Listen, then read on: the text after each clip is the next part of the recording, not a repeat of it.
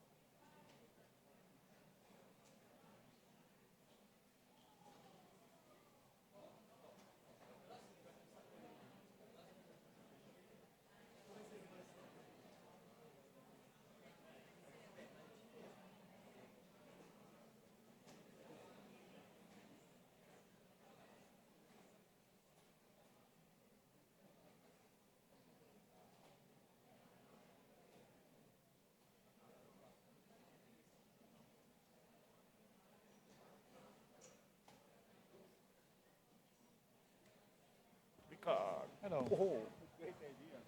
A box for the lunch. Yeah, maybe you can ask. I Paolo. Yeah. I think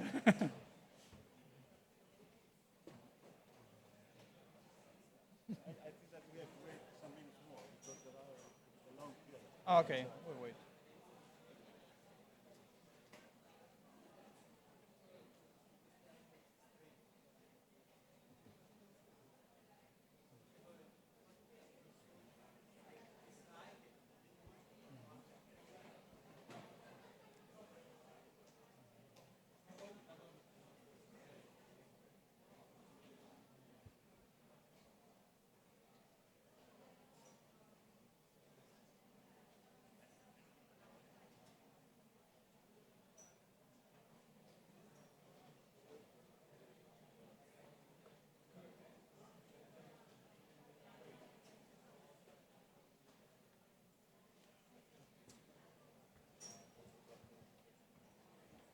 Start you and introduce myself as the Okay. So we cut the time.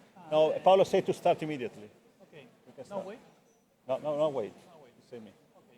And questions after each talk, or debate at the end? Maybe at the end? Okay. Okay. How do you prefer? No, I prefer debate at the end. Can you please wait 2 minutes? 2 minutes? Yeah. Okay. Okay. Silvia, debate at the end is okay for you, or you are in a rush? No, that's fine. I'm Yeah? not rushing. Okay.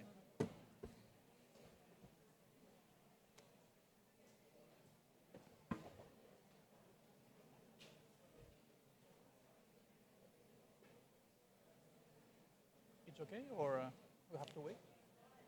We have to wait for the technical guy? I think he's fixing something.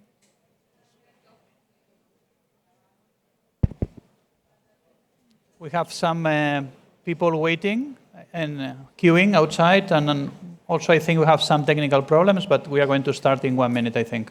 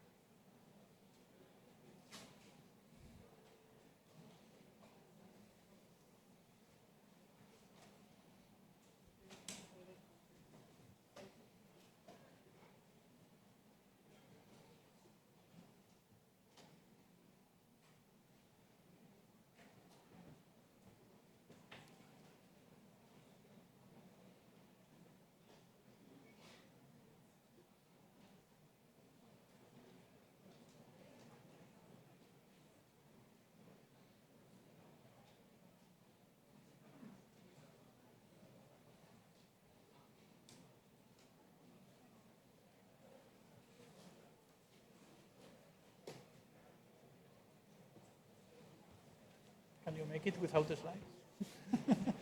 You can just invent something.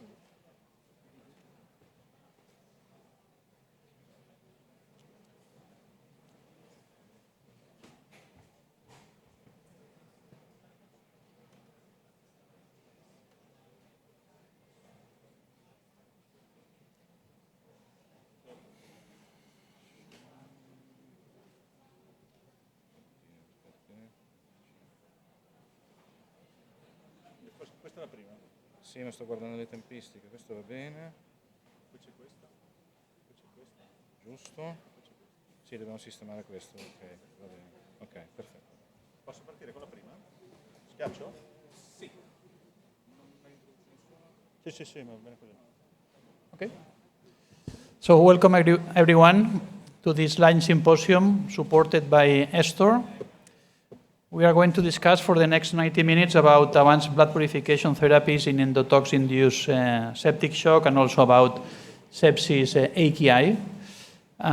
We are going to be 4 speakers. We're going to take 18-20 minutes per talk, and then we are going to have 12 to 10 minutes for discussion at the end. All the questions will be made at the end with all the panel here, and we have discussion all together. So it's my pleasure to introduce you Massimo Girardis. He's a very good friend also, and he's an expert on this topic, and he's going to discuss about from endotoxemia to endotoxin-induced shock, the dysregulated whole response to this infection. Thanks, Richard, and thanks to Estor for giving us this opportunity to stay here and to discuss about one, I think, of the most important problem and remaining problem in our clinical activity, how to control, how to try to avoid all the problems that we have in septic patients beyond the problem of antibiotic and fluid resuscitation or vasopressor. For that, I just want to remind, my lecture is an introduction of all the other lectures, and just to have give you some basic element. I know that you know very well all the part that I will discuss about, but I'm sure that just a focus on the problem of the immune system in the sepsis definition is quite important. We just finished to discuss with Jean-Louis Vincent about the definition of sepsis, and the definition of sepsis since 7-8 years changed, and now we know that the problem of sepsis is dysregulation of the host immune response, means that if we look to all the cascade from the pathogen, from our microorganism to the molecular trigger, down to endothelium, immune system, and then organ dysfunction, it's clear that the immune system has played the most important role, especially in infection and in the occurrence of sepsis. So this is the reason why it's important when we approach a patient with sepsis just to take a look or just to make a reasoning on which is this, where is this our immune system, and not only just on, of course, on microorganism or vascular resistances or cardiac functioning or renal functioning, but it's important to remind that if we are able to control the immune response, probably many of the downstream effects of the infection, means organ dysfunction, could be controlled at the beginning. And this is the reason why we use antibiotics very early in sepsis, and it's recommended to start as soon as possible if you have a possible infection combined with organ dysfunction. And the reason is that after infection, we have an immune response, and if you have a dysregulation, as in this picture, involving all the level of the immune response, from the low level of immunoglobulin, alteration, quantitative and qualitative alteration in the cells, lymphocyte, B, T, antigen-presenting cell, natural killer. If you have some defect in immunity, neutrophil-mediated immunity, some effects on pro- and anti-inflammatory cytokine, an imbalance between these two categories of cytokine. Of course, this is just a a simple view of the problem of cytokine storm during sepsis. The use of the endothelium response to inflammation, as well as, of course, all the persistence of bacterial nets, between the net between bacterial and immune system. If we just understand that this is the real most important problem in sepsis, we know that we have to act very rapidly, not only with antibiotic, but try to control, to reduce the burden of mechanisms that can increase this dysregulated response. In fact, we know that from many years, before the new definition, that if you are able to follow a patient with infection and sepsis in his clinical life, you can find different pathways, different profiles, moving from a very high hyperinflammatory state to a very high immunosuppressive phase. And this depends, of course, again, from the immune response to sepsis.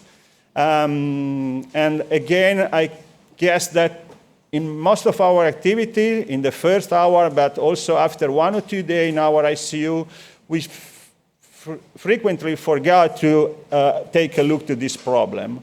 And if you have a patient very fit in terms of immune response, you can have a recovery, a resolution, as in this part here, of the infection and sepsis. But since many of our patients are very sick patients that are arriving in the hospital, or if you have an hospital-acquired infection, the most of the patients suffer of immune failure for other reasons, immunosenescence, surgical problems, some immunosuppressive therapy for different pathology. The problem is that frequently we have a disturbances in immune response with persistent inflammation and immune suppression. And this is particularly true for the patient that remain in the ICU for more than days.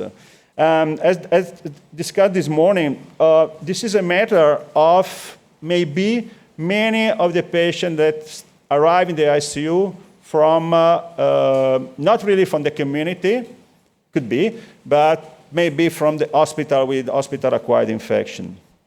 And this immune dysfunction is frequent, and it lasts for at least days. And as has been well demonstrated, during septic shock, we have a clear indication for a reduction of innate immune system as well as adaptive immune system for days until the ICU discharge. And I think this is another important problem during the management of this patient in our ICU. We have to face with a patient immune suppressed with a high risk of secondary infection, as we know very well during the COVID-19 and the pandemic. And I think this is another important problem to take in mind when we manage our patient in the ICU and when we try to understand better which is the mechanism leading to a worsening of the patient or a persistent chronic inflammation in our patient. But just to try, I just want to make a step beyond microorganism and antibiotic, which is the molecule then trigger, or which is the agent that could trigger this immune response and then dysregulation if you are not so fit in the immune response, or if the aggression, the burden of your microorganism inviting you is very high. You know that from years, we know that the most important trigger for starting a shock response in terms of immune inflammatory response in the patient is in the outer membrane of our gram-negative bacteria, the LPS. You have two pictures here. The most impressive for me remain the picture on the right, because, yes, sorry, it's on the left, it's right on the screen, because you see that this is the explosion of E. coli undergoing to antibiotic therapy, and all the molecules that you see there are LPS. and they sold endotoxins. And this is quite important because when we have a scenario like that, of course, the antibiotic therapy reduce the proliferation of microorganisms in your site. For example, this is from bloodstream infection. But it's clear that after the breaking of the bacteria, you have a second problem. And the problem is how to manage all these molecules that can activate the pathogen-activated molecular pattern that can activate our response by the inflammasome and all the downstream cytokine response that we have during normal response to immune and sepsis. So the role of endotoxin, LPS, is quite clear from years. And we know that, for example, in a very famous study published 20 years ago, wow, 20, this is the first time that endotoxin activity has been measured in the ICU. There is a clear relationship between the endotoxin level and the outcome of the patient. But the most important message from this trial for me, from this study, was that we have a high number of patients arriving in the ICU with high level or intermediate high level of endotoxin. Because probably endotoxin is not only due to infection, but also to other, and I'm sure that during the day we will discuss about this point. We had a very interesting experience in our hospital. We tried to understand if before ICU admission there is any signal coming from patient arriving in the emergency department as well, developing an infection in the wards. There is a signal that endotoxin activity, high endotoxin activity before shock or before clear organ dysfunction could be related to the development of new infection or to new organ dysfunction or shock, and there is a clear relationship. All the patient at the very beginning of infection showing high level of endotoxin activity in the following 48 hours developed organ dysfunction or require ICU admission. So again, all these patients were treated with antibiotic.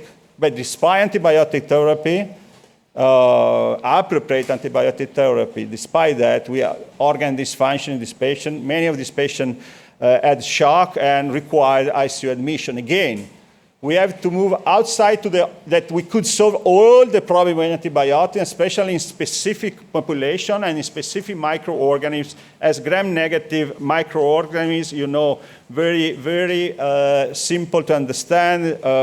In the clinical life, if you have an infection, a bloodstream infection by E. coli, it's quite usual to have a very deep shock in patient, especially after antibiotic starting. The same is for meningococcus.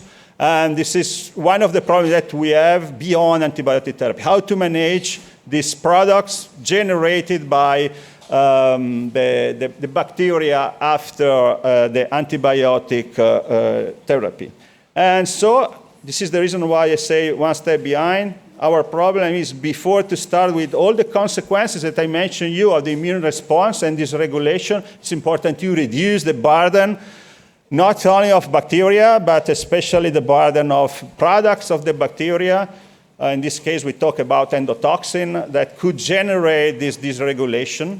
And this is the reason why when I have a patient with an infection, and at the very beginning, an high-risk patient, I like to understand if the patient has a high endotoxin level, because I know that now I have just a system to target my therapy to remove this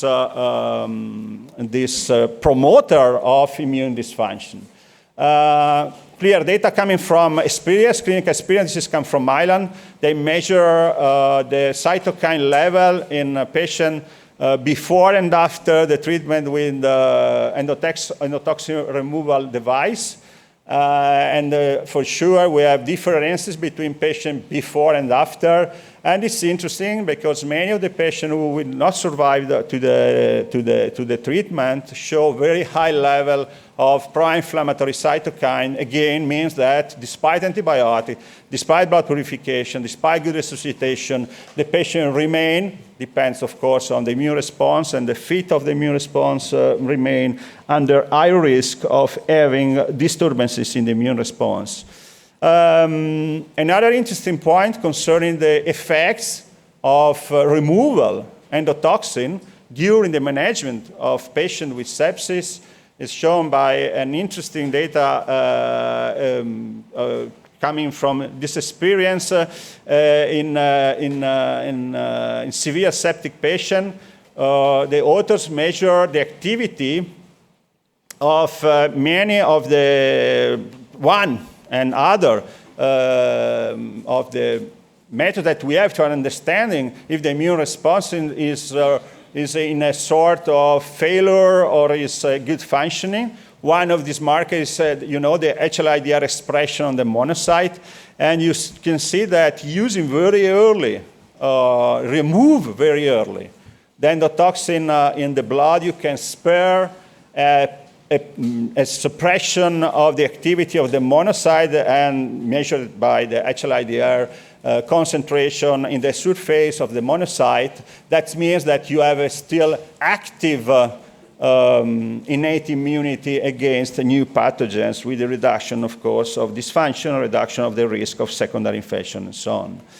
The same is not just the immune system, but important because, there is a closer relationship between immune system and the endothelium activity. We discussed this morning. Before you have immune activation, then you have endothelial activation.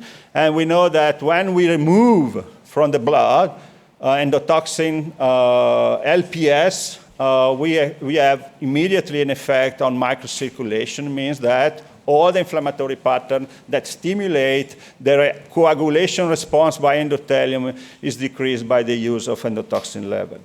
I finish my, my talk because I prefer, as Rika said before, to discuss at the end all the clinical part of the use of or the meaning of endotoxin and the potential therapy in removal that with this algorithm, that is the algorithm promoted by the group of Ricard. I think that today, if I put together all the research data that we have, the clinical evidence, and some pathophysiological reasoning, I think that in a scenario with a patient with multiple organ dysfunction and refractory septic shock, for decreasing the burden or the risk of further immune activation, I suggest this is more or less our position now in our clinical activity to use endotoxemia perfusion. And on the other side, we will discuss during the session on the other system for blood purification. Thanks so much.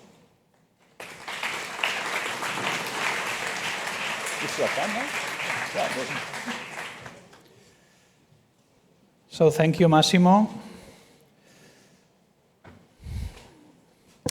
So my name is Ricard Ferrer. I am coming from Barcelona, Vall d'Hebron University Hospital. I'm going to discuss about where is this endotoxin coming from, and also which are the effect of endotoxin in each single organ.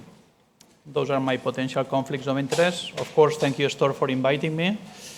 We are in the era of precision medicine, and the topic we are discussing today is an excellent topic for that. You know that for precision medicine, we have to select or subendotypes or surphenotypes, and maybe for this topic, it's better to discuss about a specific subphenotype, and one specific subphenotype could be endotoxic shock. We are looking for a treatable trait, and endotoxemia or high endotoxin levels can be considered one treatable trait for sepsis. So this syndrome with multi-organ dysfunction that is called endotoxic shock can be considered as a subphenotype of sepsis and can be considered endotoxin as a treatable trait for sepsis. So endotoxemia, where is this endotoxin coming from? Mainly gram-negative infection, but also translocation coming from the gut. So those are the main sources of endotoxemia in the critically ill patients. So how often is gram-negative sepsis in our patients? This is the recent Eurobac study published in Intensive Care Medicine this year. It's a multicentric European study collecting patients with bacteremia. And you see here that 62% of the bacteremia we have in the intensive care is a gram-negative bacteremia. So it's a frequent cause of sepsis, gram-negative bacteremia, in many cases related to endotoxin shock. Also, in a central registry, this is more for respiratory specimens, and gram-negative, especially Pseudomonas aeruginosa, is number one in each of these 4 areas of the world. So again, very prevalent. And resistant to microorganisms, you know very well that this is a growing problem, and this makes that these gram-negative are important percentage at difficult to treat resistant microorganisms. And this is important because the mortality of the patients who have an infection by a difficult to treat resistant microorganism is higher than if they have an infection by a sensitive microorganism. The reason we can discuss why, but of course, not being able to treat adequately an infection from the very beginning is a reason for having endotoxic shock. The other important reason is source control. Many of these infections, we are talking about infections that need source control. We are talking about peritonitis. We are talking about obstructive pyelonephritis, etc. So in these clinical trials, when we look to the percentage of patients with inadequate source control, it's quite high. So not being able to control the source of infection is frequent. Again, this is another reason that maybe we are facing endotoxic shock. Just because the infection is difficult to be treated, just because the source of infection also is difficult to be treated. Coming back to the Eurobac study, the presence of difficult to treat resistant microorganisms is high, and also the possibility to giving early appropriate therapy is quite low compared to sensitive microorganisms. So we know that those patients without any complication is going to have this dysregulated whole response in front endotoxemia. Others, the infection is going to be difficult to be controlled because they have a resistant microorganism or they have a complicated source control. So those are potential sources of endotoxemia. Also, we face, during the last 3 winter times, 3 years, viral infections. Also, influenza and COVID are a reason for a superinfection. The main reason for that is that these viruses are able to produce direct mucosal or epithelial damage, are also able to induce alteration in the local immunity, and at the end, superinfection is quite frequent. Different from one virus to the other, because it's much more frequent in COVID than in influenza, but anyway, between 25 and 50% of the patients are going to develop superinfection, and of course, again, gram-negative are going to be the most prevalent microorganism. For co-infection, maybe in influenza we have more gram-positive. For superinfection, again, gram-negative bacilli are number one as a cause of bacterial superinfection. Of course, the treatment we provide to patients with viral pneumonia may play a role. Tocilizumab, steroids also can play a role promoting this gram-negative infection and the invasivity of this infection. Another potential source is gut dysbiosis. So the gut as an open door in patients that have alteration in the gut barrier because of shock, for example, but also how the microbiome change across the ICU admission, and these changes in the microbiome generate dysbiosis and then translocation from the gut to the blood.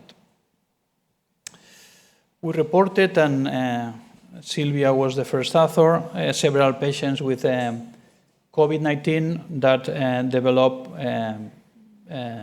multi-organ failure, high SOFA scores, high level of endotoxin, and were treated with PMX, hemoperfusion, despite they have a viral infection. Superinfection is playing an important role, and of course this is observational. There is not a control group, but you can see the trend of improvement in different organ dysfunction and also parameters of hypoperfusion in those patients reported with Polymyxin B hemoperfusion during the COVID outbreak.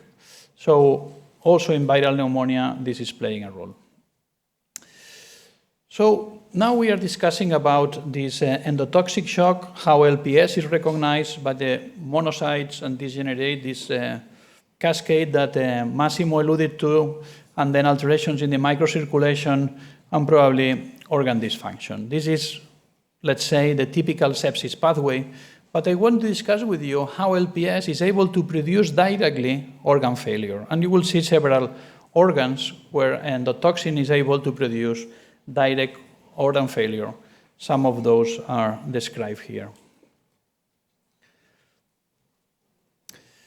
You know that sepsis, it's almost universal that patients with sepsis have endothelial dysfunctions with many systems involved.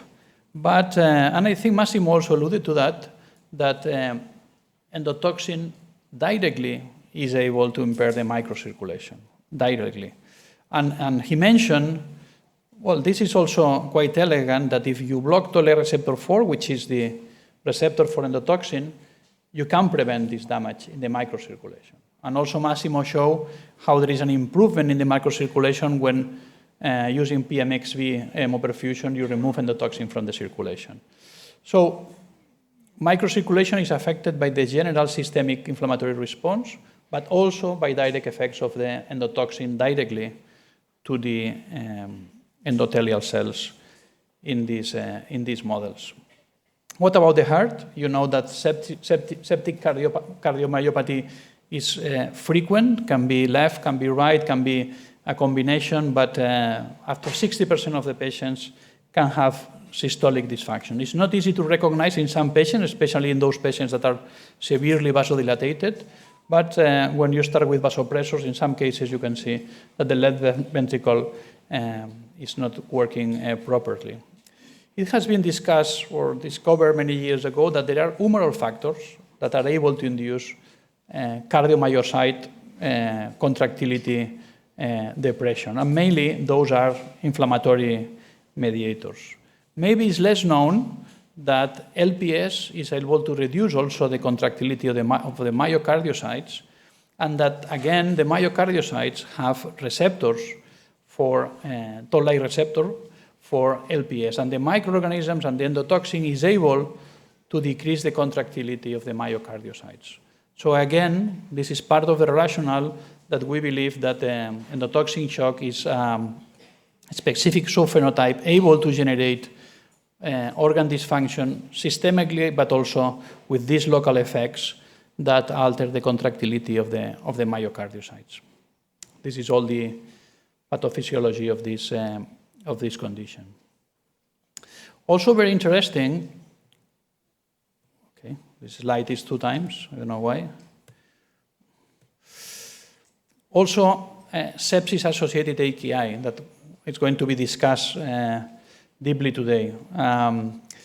I think this is a very important condition. We are paying more attention to that. We know that the consequences of that in terms of morbidity and mortality is high, and there are several drugs now under study trying to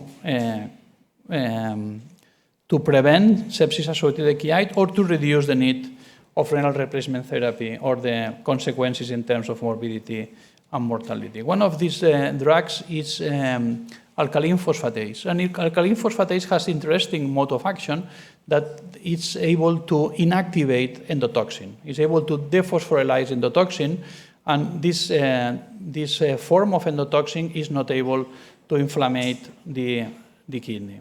So this is interesting. In fact, the phase 2 trial has shown prevention of AKI and some signal in terms of mortality.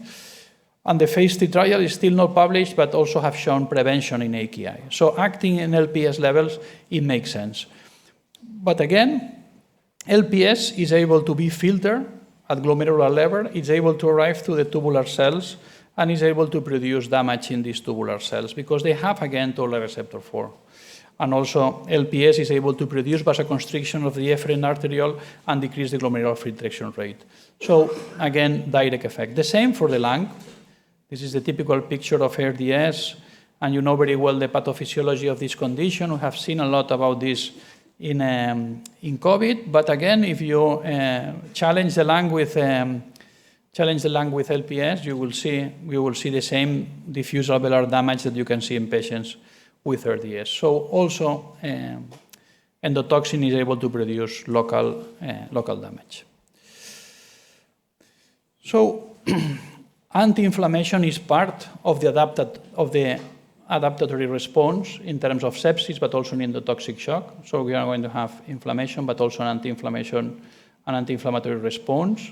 And most of patients, in fact, are cycling from pro-inflammation to an anti-inflammation situation. So anti-inflammation is adaptative, but LPS also, as Massimo told us, is able to induce excessive anti-inflammation, a situation that we call immunoparalysis, according many modulators to that, but is able to produce this situation of immunoparalysis. So again, it makes sense to stop the endotoxin cascade.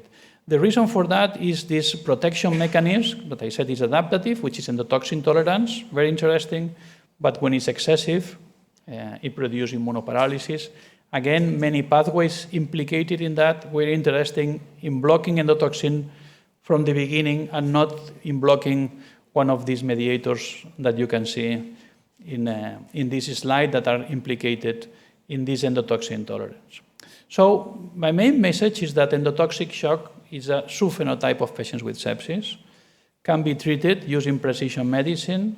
If you have the opportunity to measure endotoxin, is okay. If you don't have the probability, you have many situations where you have gram-negative infections and probably endotoxin is high. There are a specific subgroup of patients with intermediate SOFA that are the patients that benefit more. So you can target those patients and try to increase the morbidity and the mortality of this subgroup of patients. So my main message is that we have a specific subphenotype of patients. We have a treatable trait, which is high endotoxin levels. Endotoxin produces systemic inflammation and organ damage, but also produces specific organ damage directly and also modulates inflammation and can induce immunoparalysis.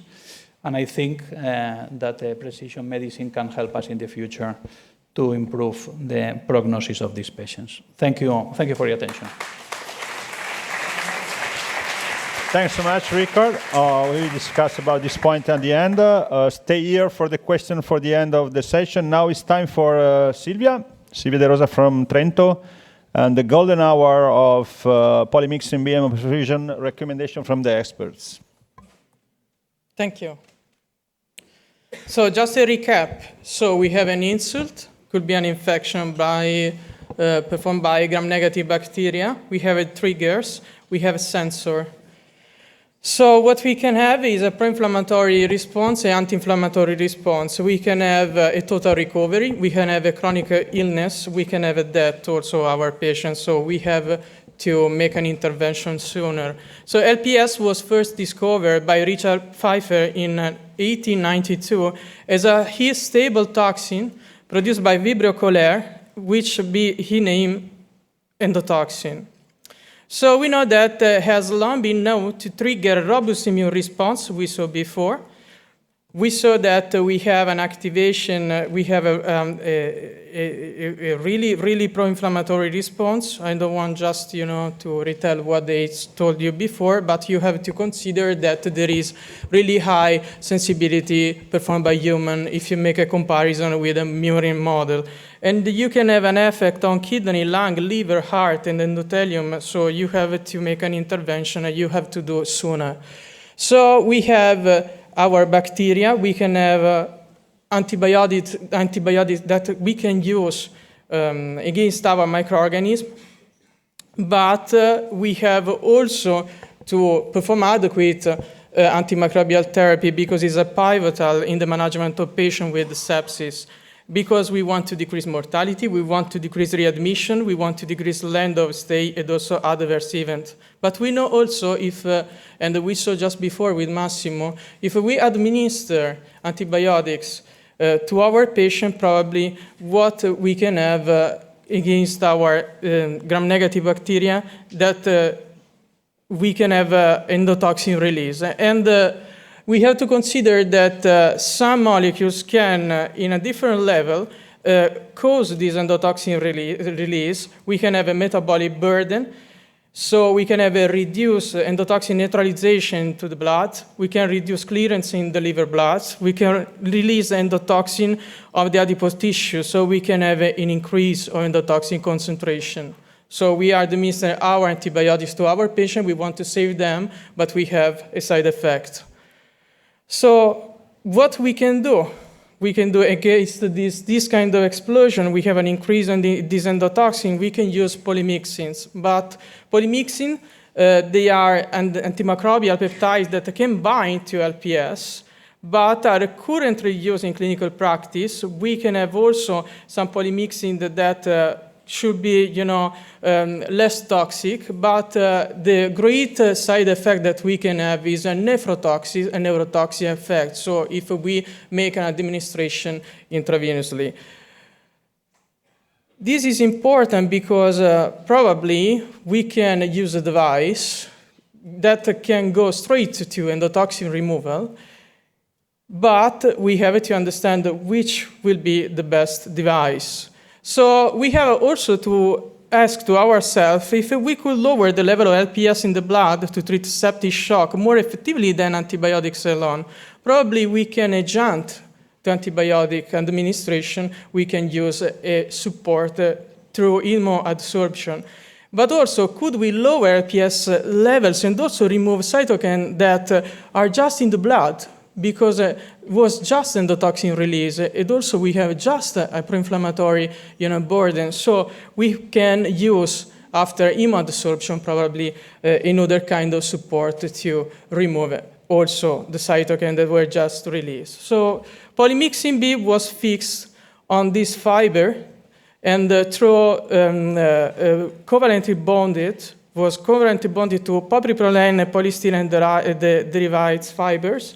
And it constitutes the enroll. This enroll is inside this cartridge. Through this cartridge, we use, this cartridge is important because it can make the removal endotoxin through adsorption. The adsorption is an extracorporeal process in which molecules dissolve in plasma or blood bind to the membrane structure or to other dissolving substances such as resin or gel. So from one side, we have endotoxin burden. So we have the quantity of circulating LPS in a patient affected by septic shock that we measure with endotoxin activity assay, and we consider with endotoxin activity assay over 0.6, but in the same time, we have to consider the device adsorption capability that is a specific property of a single device, and it can be defined as the amount of endotoxin that the single device is able to remove from the blood. So if we consider the endotoxin dose response curve, endotoxin activity value of 0.9 is equal to 4 nanogram per milliliter. So if we consider the patient with endotoxin activity equal 0.9, the blood volume of 5 liter, we can have around 20 microgram. But we have to consider also the interstitial space, so a volume more is something like 13,000 milliliter, and we have around 52 microgram of endotoxin that correspond in endotoxin activity of 0.9. So we need a device able to remove a large amount of endotoxin when we have endotoxin activity, say, more than 0.9. So if we take this cartridge and we put inside a circuit with isolated hemoperfusion, with the blood flow 120 milliliter per minute, we can perform for 2 hours, and we can repeat the treatment after 24 hours, and we can remove endotoxin. And the anticoagulation that we use is heparin, but we have also to consider that you can find studies performed by Professor Ferrer that use also citrate, calcium anticoagulation. We can perform also immunomodulation. We just saw this. We can have an effect also on removal or activating monocytes. And what about studies? One of the first important studies is a UFAS randomized controlled trial. It was performed in Italy. 10 tertiary Italian ICU, 64 patients. The absolute risk of death at 28 days improved from 53% in the conventional therapy group to 32% in PMX HP treated group, but endotoxic activity in this study was not measured, and the treatment was started with the patient with abdominal septic shock, so where post-surgical patient abdominal surgery. So another study was Abdominix, a French randomized control open label multicenter study, 240 patients, 28-day mortality. Patients with septic shock due to peritonitis were considered for enrollment of this study, and they were randomized to standard care versus standard care plus PMX HP, but concerning 28 mortality was more than PMX group, was not significant, but this study had a lot of technical issue. So a lot of circuits were lost during the treatment, so was not really performed considering this technical issue. The EUPHRATES randomized controlled trial is a multi-center blind sham randomized controlled trial conducting the 50 ICU in the United States and Canada, 1,450 patients. Patients were eligible to this study if they were septic shock and confirmed endotoxemia using endotoxin activity, say, greater than 0.6. Well, no difference was found, but they did an amendment to the protocol because after the interim analysis, they found that was a lack of effect in patients with MODS of 9 or less, and those were excluded. So they performed a post-hoc analysis, and in this post-hoc analysis, they evaluated the impact of PMX used in patients with septic shock, and endotoxic activity was measured and was considered between 0.60 and 0.89. They found that mortality at 28 days was less in PMX HP group, and it was significant. So probably we have not a really strong literature data concerning the decreasing 20-day mortality. Probably 20-day mortality is too long time to consider, but in general we have a significant mortality reduction if we consider PMX HP versus control. So concerning the guidelines, a surviving sepsis campaign that do not consider really all studies concerning PMX HP group, and they suggest against, but was a weak recommendation. We know that probably there is a survival effect benefit. There is a decreasing on norepinephrine, increasing on norepinephrine 3 days, and we have also improvement of SOFA score. When we cannot know exactly when we can start this treatment, we have just one study that was a benefit when it was started within 90 hours after catecholamine treatment in terms of decreasing mortality, particularly in patients with intra-abdominal infection. So we have probably a subphenotypes.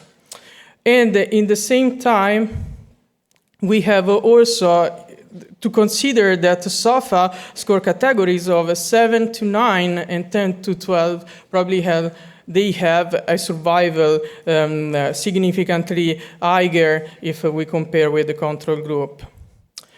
So these results suggest that probably there is efficacy of PMX HP in patients with the medium severity organ damage.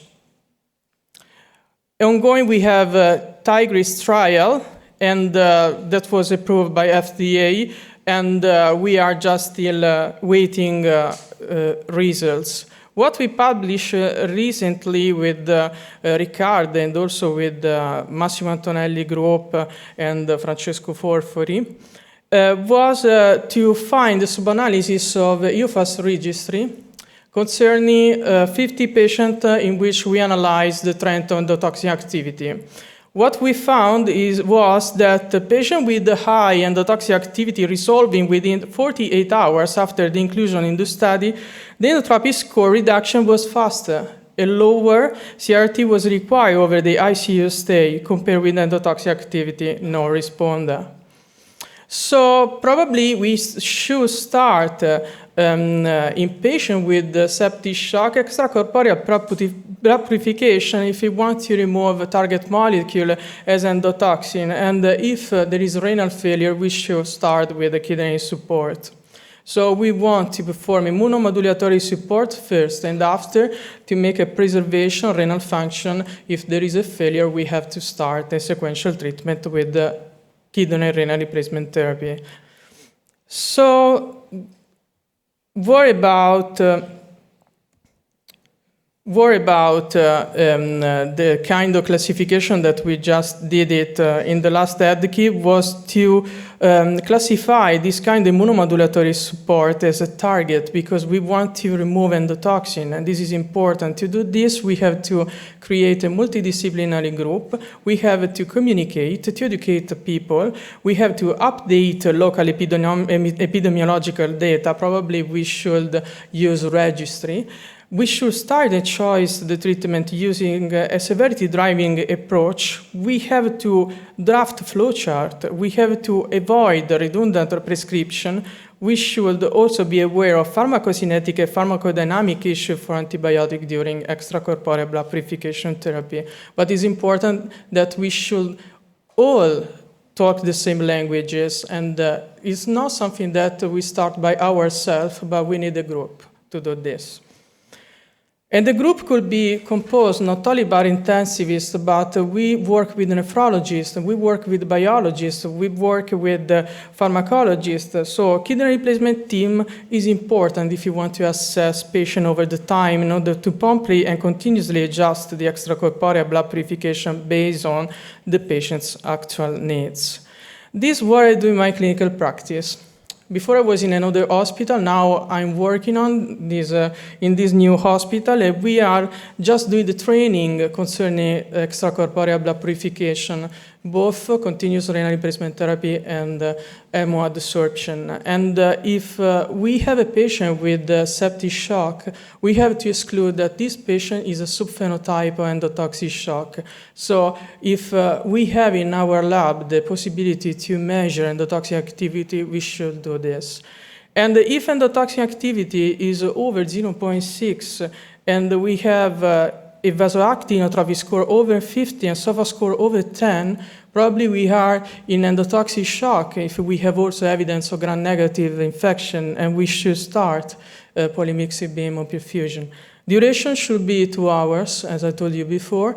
The protocol that I do is the dose should be repeated after 24 hours, and if we have kidney failure, we should promptly start renal replacement therapy if we want to achieve recovery from a multi-organ dysfunction, but also recovery from renal function, because if we don't treat this, our patient could be the future chronic kidney disease patient. This is important because we are not doing something really good for our patient, but we are just creating a disability more.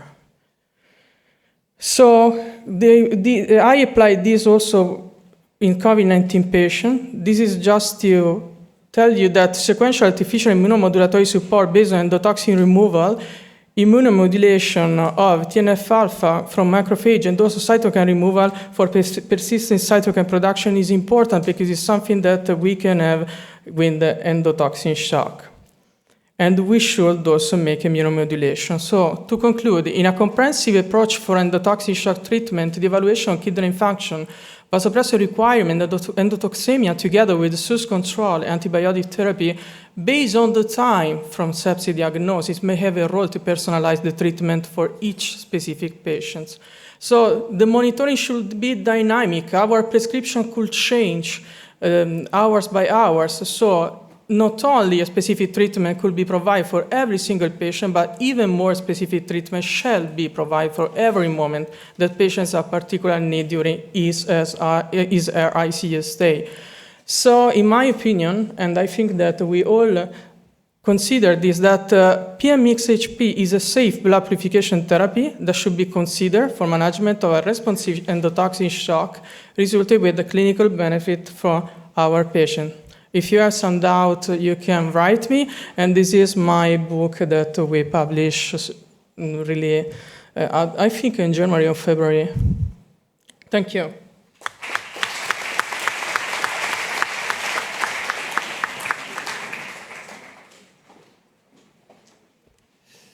So let me invite the next speaker. He is Professor Fiorentino from Bari. And he's going to talk about Septic-AKI, which is just Silvia alluded to, pathophysiology, clinical management, and role of the dialysis membrane. Thank you, Marco. Good morning, everyone. Thank you for inviting me in this very interesting section. So, as a nephrologist, I will try to focus more on AKI, but also on the role of dialytic membrane in septic-induced AKI. I will go very fast on this topic because, sepsis, we are discussing about sepsis and the pathophysiology of sepsis in the previous lecture. So we know that sepsis is a very important life-threatening condition characterized by a dysregulated dose response to an infection. We know very well as organ dysfunction, and so renal dysfunction, renal acute kidney injury is one of the hallmark of a septic shock condition. And what is important to also highlight is that septic AKI patients are clinically distinct from non-septic AKI patients, and some reports suggest also a very high mortality around these patients. A mortality around 50–60% of these patients is also described in septic-associated AKI. And also we know that an amount of these patients needed renal replacement therapy during ICU stay and also later.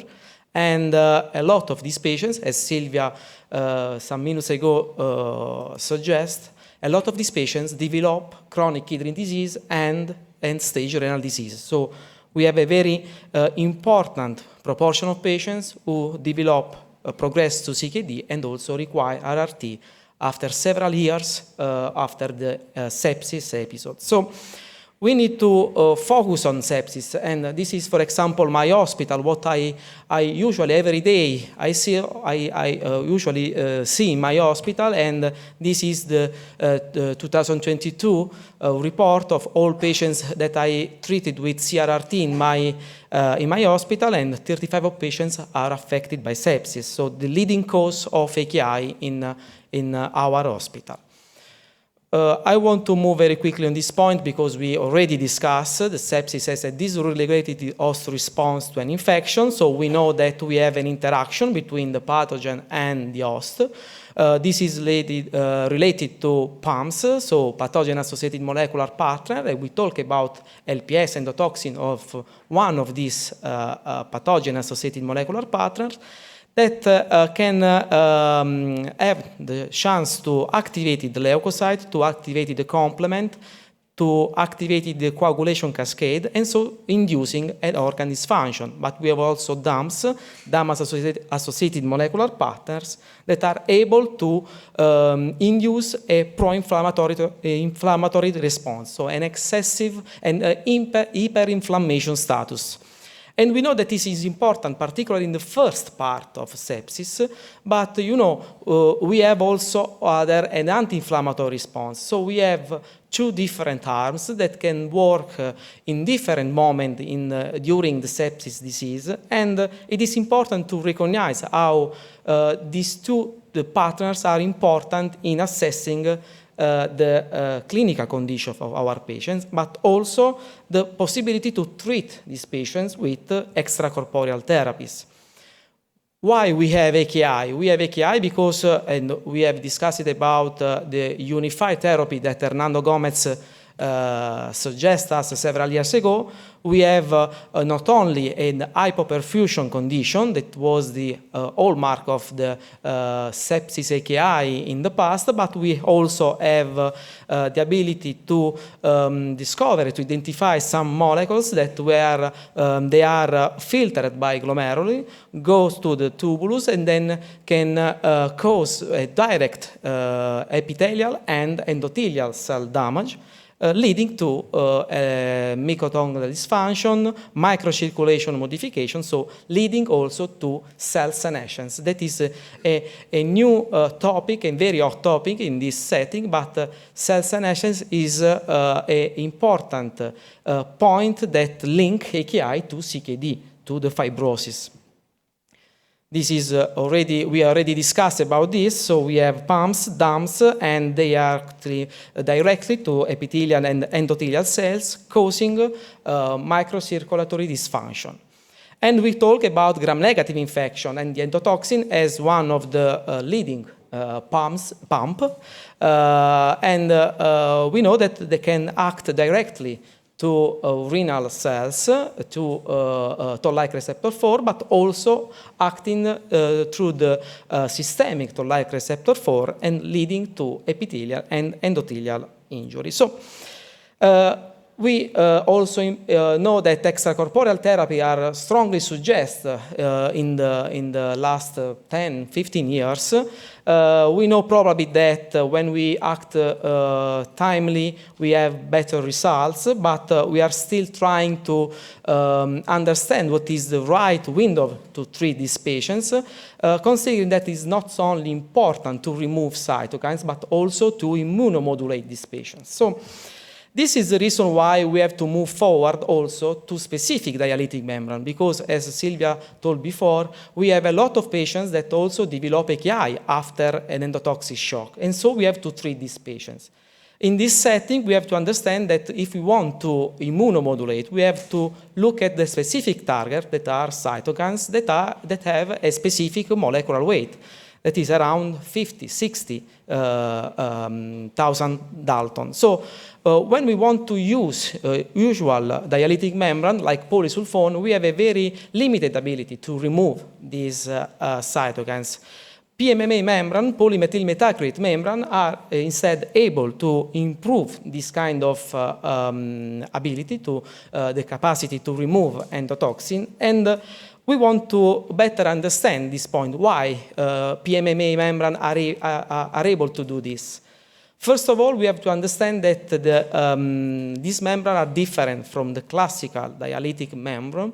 In fact, they have a very thickness, they are thickness compared to the polysulfone, and particularly the surface that actually work removing removing cytokines, but also perform like a dialytic membrane, is significantly higher than what we have with polysulfone. But the thickness is not only the only ability that this membrane has. In fact, we have also to understand other important topic. First of all, inactivation of complement. We know as the complement cascade is an important mediator of pro-inflammatory response and the response that the host has against bacterial or viral agents. And in this setting, it is important to understand that the absence of specific OH group in the characteristic of this membrane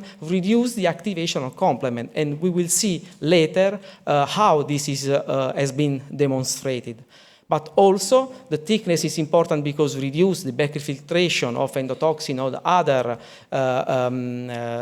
other materials from the dialysis side to the dialysis side to the blood side. But also, even if macrophages are activated, these membranes are able to reduce and to absorb cytokine, reducing the burden of the cytokine production. So we have no complement activation, we have a very high hemocompatibility and biocompatibility, and this is important because no intolerance, no allergic reaction are reported using this membrane. But what is also important is the ability to introduce a third dimension in the dialytic treatment. So after diffusion and convention, we have also adsorption, and this is very important when we talk about also cytokine and inflammatory mediator.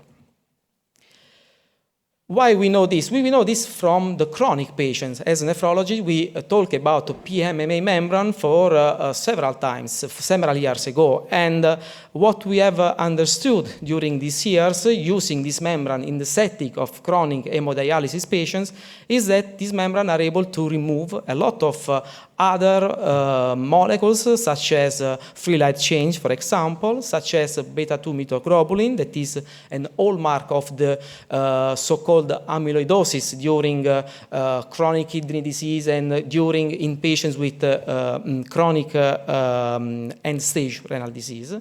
But also, we can see on the right a lot of different molecules. And the ability to do this is related to the absorption properties. So in this setting, of course, we can remove more high molecular weight molecules, but also protein-bound uremic toxins. So this is the reason why we want to suggest this kind of treatment, particularly in specific patients on chronic kidney disease, like, for example, patients waiting for a kidney transplant.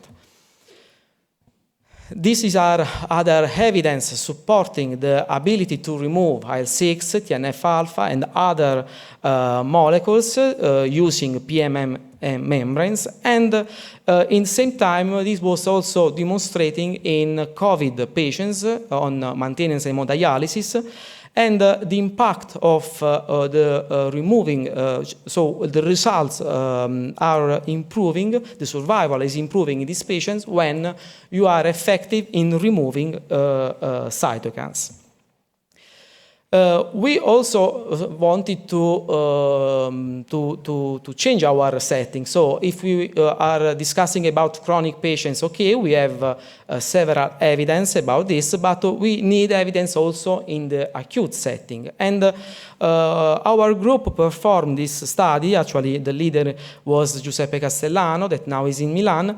But we wanted to assess in a preclinical model how the use of PMMA membranes in a continuous renal replacement therapy could be important in improving clinical outcomes. So we have in this study a pig model of Septic-AKI.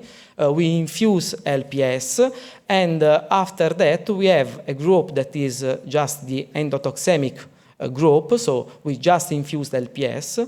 In another group, we treated these pigs after 3 hours of LPS infusion with the classical polysulfone membranes, and then we sacrifice the animals at 24 hours.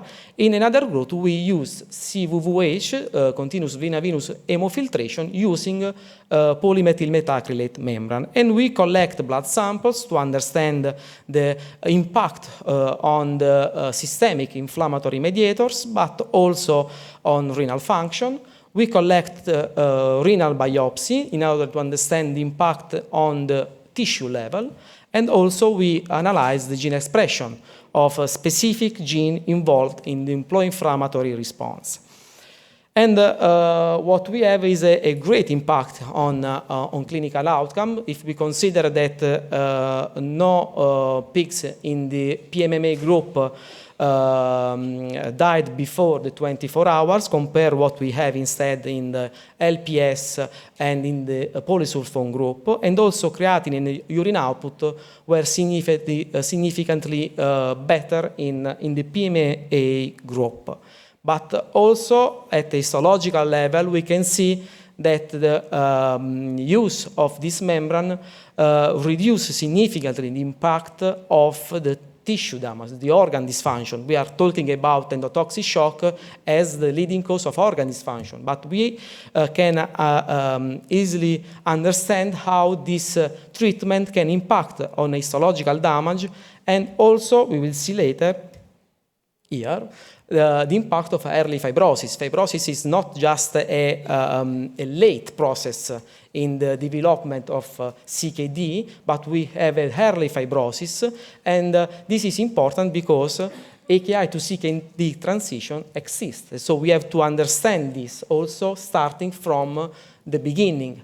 This membrane suggests us the importance of reducing the risk of early fibrosis in these patients compared to endotoxemic pigs. But also, inhibition of the activation of the classical and alternative pathway of the complement. This is important in the serum, but is also actually important at tissue level.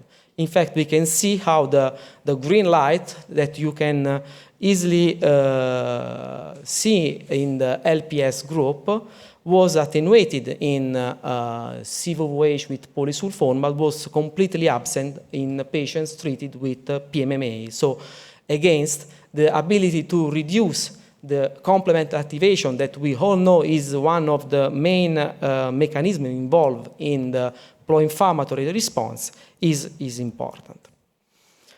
We discussed before about senescence, but senescence is a leading mechanism through CKD.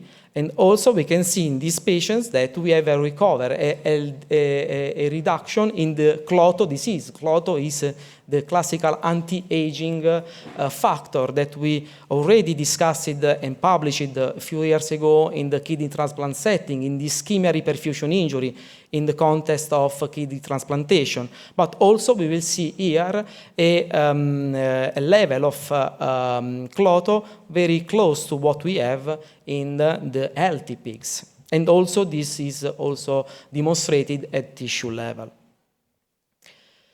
But also reduction of CD40 ligand that we know are a main factor related to the early fibrosis and to the development of AKI to CKD transition. So altogether suggest importance, altogether these things made us comfortable to say that this membrane could be very important in induced and immunomodulation in such condition. And we have also other evidence, for example, in the cardiac surgery setting.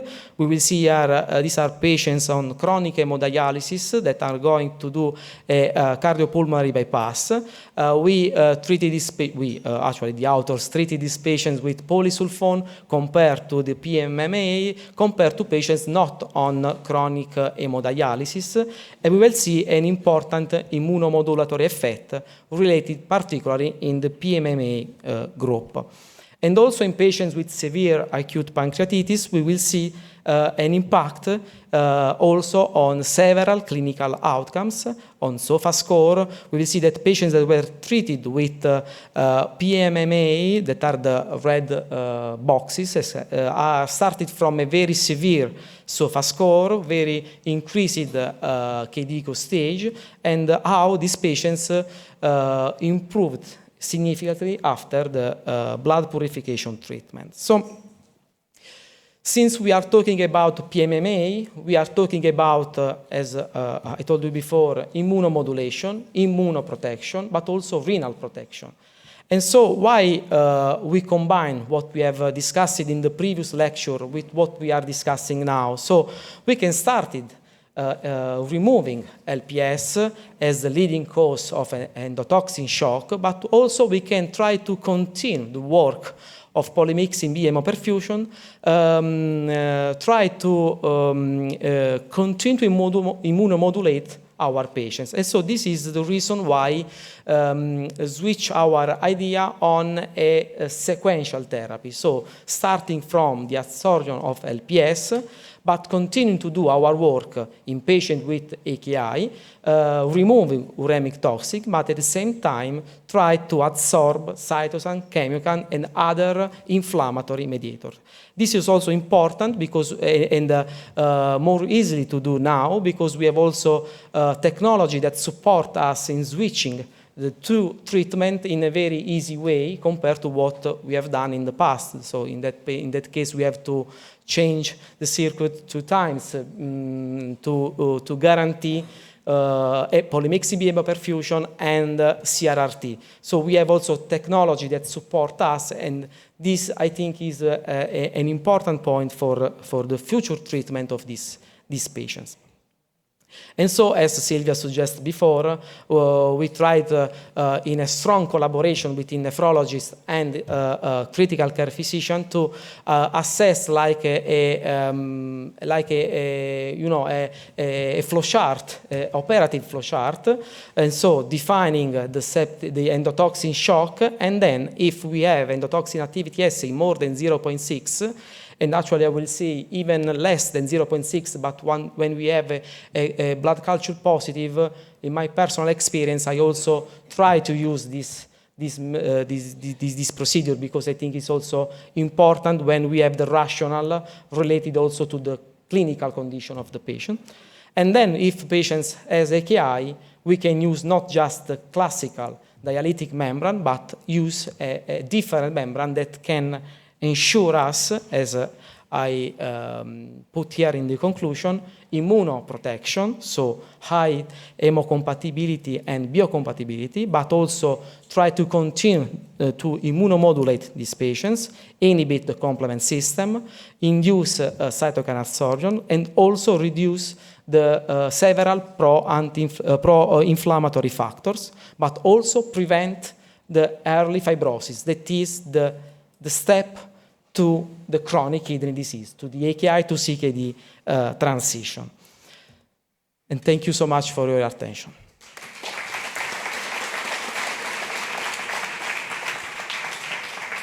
Thank you, Marco. We are going to proceed the discussion here in the table. So Silvia, if you want to come up. So how many people in the room is using Polymyxin? Raise your hands.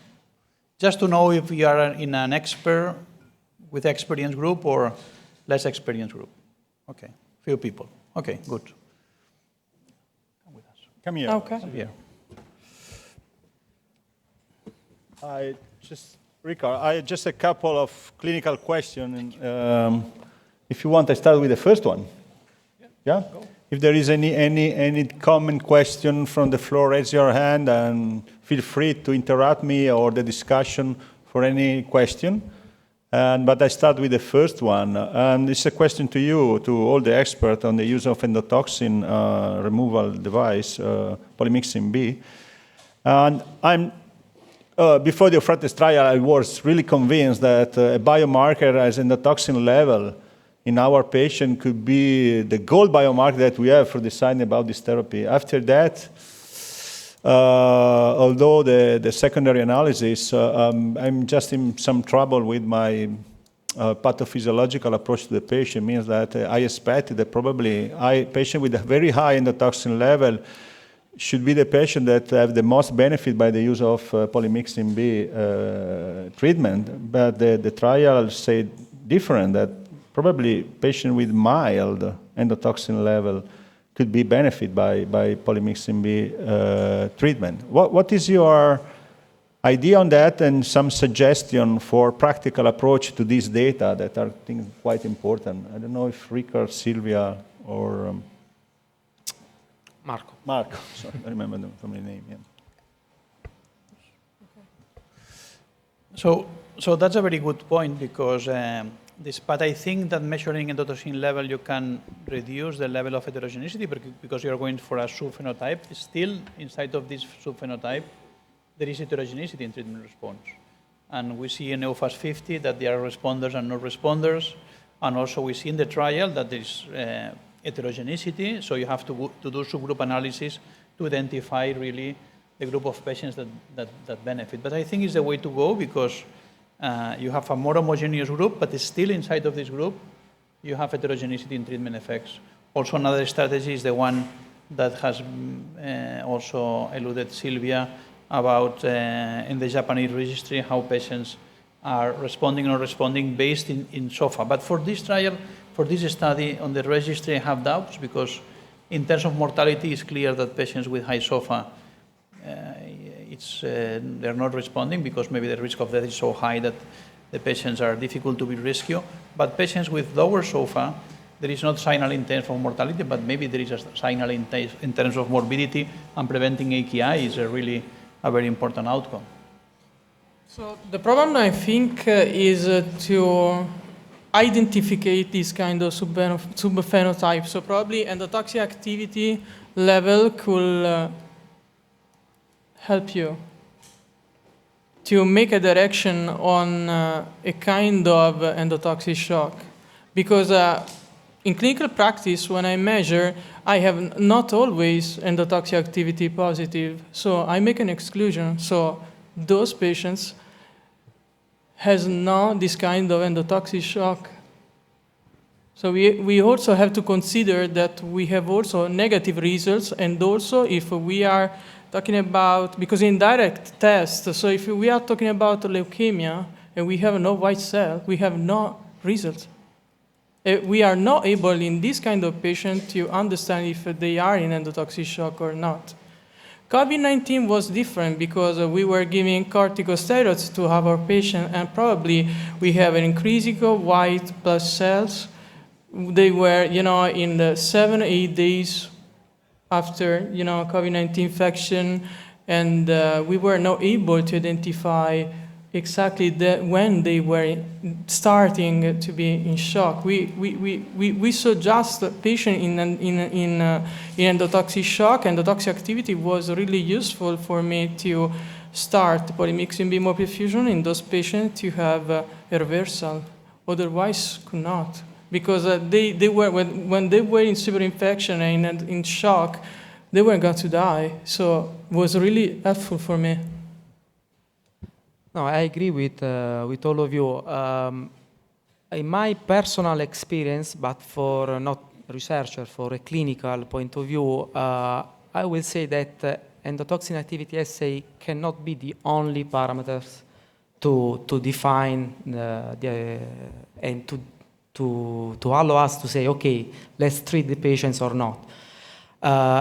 Actually, as I suggest before, I treat patients also with endotoxin activity assay less than 0.6 or close to 0.6, but with a strong clinical and microbiological evidence of a gram-negative infection, of an endotoxin shock. So when I think it's important to measure, of course, but also I think the clinical point of view is important, and we have to integrate this information, so the laboratory and the clinical point of view. Thanks so much, Marco. This is my second point. Quante persone hanno la possibilità di misurare l'attività endotossinica in ospedale in questo momento? Lo sanno, perché è possibile anche che non sanno che si può fare in laboratorio, perché succede anche questo. Sì, però diciamo in normal use only few people are using that. So my question to the expert is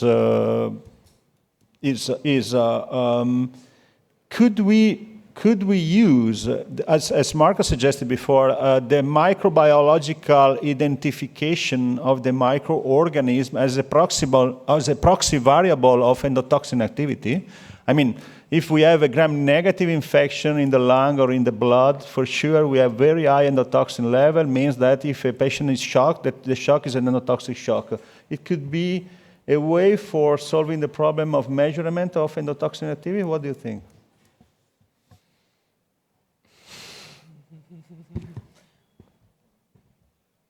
Honestly, if I doing antibiotic administration also, I could have endotoxin level high. But we know also that people have not the possibility, so probably we should educate people to make an identification of patient in this kind of subgroup as an expert beyond endotoxin activity. So I try to explain better. In the near future, I hope and I'm quite sure that the fast microbiology will arrive in every hospital, because a matter of antimicrobial stewardship and reduction of antimicrobial resistance is around, in Italy at least, the big problem that we have. So it could be that in the next years, you will have in hours, the isolation of the microbe from your lung and from your blood. And so the question is, if I have a gram-negative E. coli in the blood, or just some Enterobacteriaceae in the lung, and the person is shocked, could you recommend to use Polymyxin B hemoperfusion if the patient is really shocked, because this is a marker of endotoxic shock? Refractory shock, yes. Yes, because it's not something like abdominal also. I manage also patients with pneumonia, and they had endotoxic shock, so yes. No, I agree with this. I did also, actually, in 2-3 cases, no more, of course, but I remember a patient with procalcitonin 100, refractory shock, 5, 6 of lactate, I don't remember, and 0.55. What we should do in this case? I tried to treat, and I had a very good response. Actually, you had an evidence of gram-negative infection. Yes. Yes, yes. I did. The same thing. Yeah, I forgot. I received the blood culture for an E. coli, so I was, I think, pretty sure that it was something like that, and so I prefer to treat. Antibiotic was started. You did the Of first course, hour of bundle, course. and Actually, was these refractory patients- shock. Yes. This patient coming from another hospital, so I got the culture because the culture coming from came from the other hospital, so was already studies, and we have all the data to do that. But also I think it's important to understand what is for us the resolution of this patient. So what is the end point that we have to do after this treatment? So we have to consider that the end point is just mortality. We have to consider that patients respond to this therapy if improves in the following 2-3 days. Yeah, and Richard, do you agree with the use of gram-negative as an indication for? Yes, I think Marco at the beginning make a very good description that in the decision making in these situations we have to take into account it's not just a single biomarker. Of course, having a high endotoxin activity is supporting that, having gram-negative sepsis is supporting that, having a syndrome that is associated with gram-negative infection despite not evidence that you have a gram-negative infection involved or growing in the cultures or being positive in the rapid diagnostic tests, also it helps. So at the end, this clinical evaluation take into account all these factors. Yeah, great. I've another question. Any question from the floor? I try to have some clinical questions that every day I met with my patient. The second big question for me is time and dose. When is too early? When is too late? Which is the dose approach to this patient? Have you any suggestion for us? Or? Of course, it's not a rescue therapy, so you have to start before. At least we want to be sure that the source of infection is well controlled and we are providing the adequate antibiotics and the adequate organ support. If the patient is optimized in terms of antibiotic source control and hemodynamic support, and the patient is still doing bad, then it's when we measure, of course, all the panel, and we include in the panel cytokines, we include in the panel endotoxin, we include in the panel all the biomarkers of inflammation, and based on that we make the prescription, and yeah.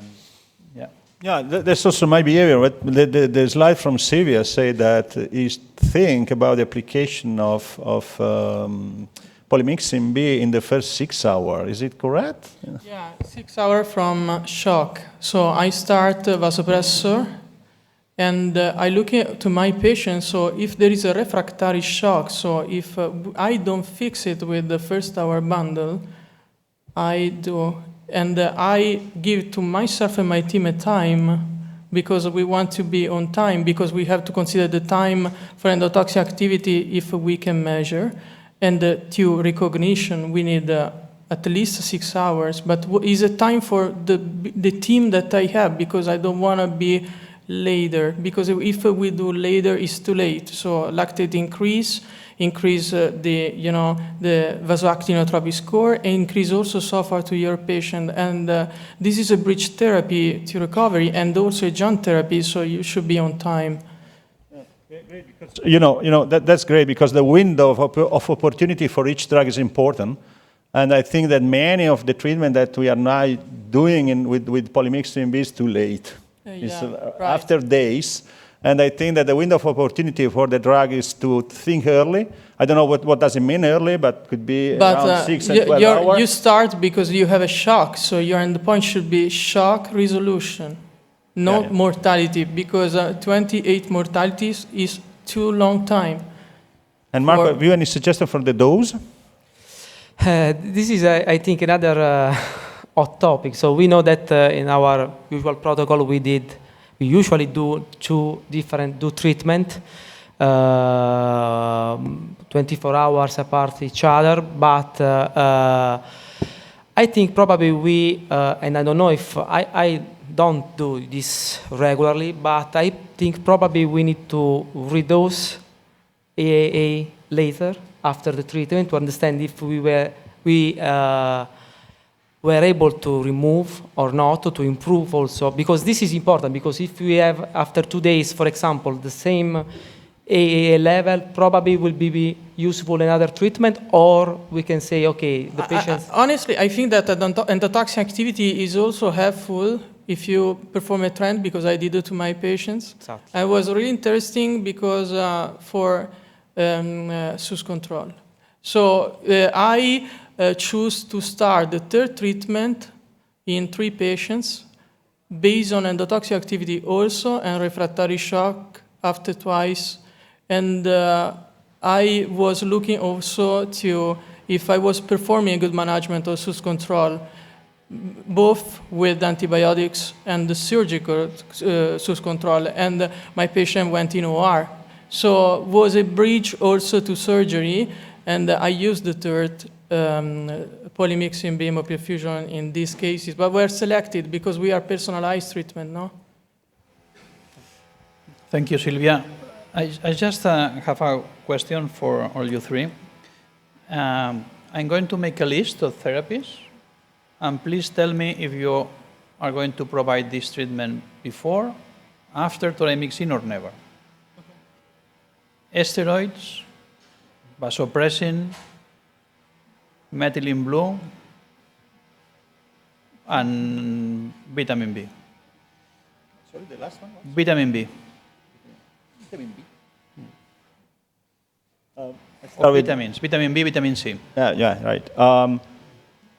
Actually, but I'm wrong. I'm sure that I'm wrong. I start before polymyxin all, not more vitamin C, honestly, after the publication of the last trial, but steroid for sure, vasopressin for sure, sometimes could be methylene blue, but rare, and vitamin C before the last year, but definitely. But I'm wrong. I understand that I'm wrong. Yeah, definitely. Silvia. Steroids and the vasopressin. Stop. The rest, no. No, After, no. never. No. Okay. I agree with Silvia, yes. These 2 I think the for sure things that can help. We know steroids, I don't know, but Yeah, and be careful Vitamin because C. vasopressin is not really good for the kidney. So you are doing something, but you are losing other thing. yeah. Well, this is another discussion if vasopressin is good for the kidney or not, but I think it's out of the discussion for today. I have another to Marco concerning the use of PMMA. It's quite interesting because the protective effect of this membrane in patients with sepsis and kidney failure is fascinating. Of course, the point is now you are on the bedside of the patient with kidney dysfunction without endotoxic shock, but only kidney dysfunction developing after sepsis. Do you believe that this could be the choice for the beginning of the treatment? In the very beginning, I mean after 1 or 2 days of shock or patient with kidney dysfunction? Or is it just a matter of patient that need to have a sort of immune modulation? I will give you 2 answers. I will give yes for an immunomodulation of patient.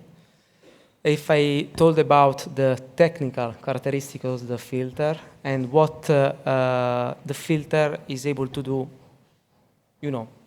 for a few days, for several days. But of course, we have to manage also costs. We have to manage also,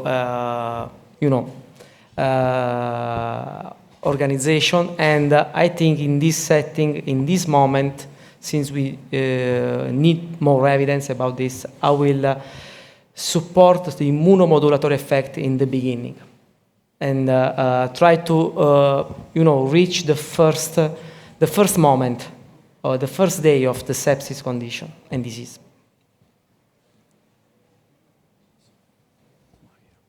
So we are very close to the end because we are couple of minutes late, but I want to make a question.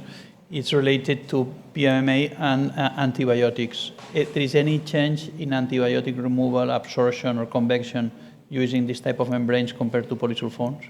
No, I don't remember. No, I don't know exactly the list for each antibiotic, but we know that this membrane has a larger pore, so we can probably have to look, but no. Against, I will try to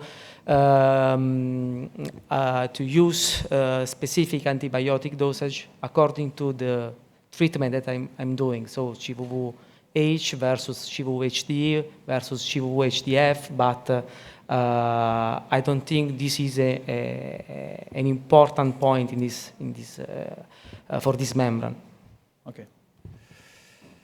Want to close? I will say thanks so much to the speaker and to the attendees. But before to end, a very special thanks to the Estor for giving us the possibility to discuss about endotoxin and, of course, how to manage endotoxin and the future for using different membranes for kidney dysfunction during sepsis or in general in critical patient. Grazie a tutti e buon pomeriggio. Grazie.